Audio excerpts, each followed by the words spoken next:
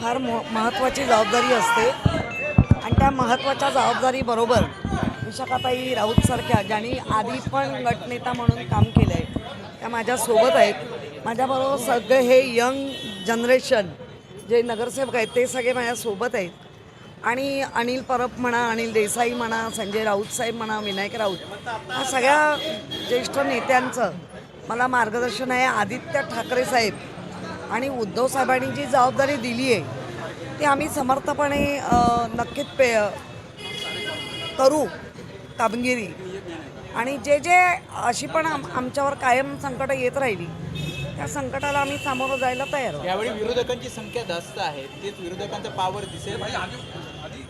इथे पॉवर दाखवण्यापेक्षा मुंबईचं काय भलं आहे आणि मुंबईसाठी काय काय अजून केलं पाहिजे या ह्याच्यामध्ये आम्ही राहू. कल्याण डोंबिवलीमध्ये देखील युद्ध मागे होता. कल्याण डोंबिवलीचं मनसेने जे आहे ते आता शिवसेनेला पाठिंबा दिलाय. कुठेतरी बघा या राजकारणामध्ये ज्यांनी भाजपनी कायम सतत मुस्लिमांचा द्वेष, काँग्रेसचा द्वेष केला तर अनेक ठिकाणी भाजप आणि काँग्रेस एक झाली आहे.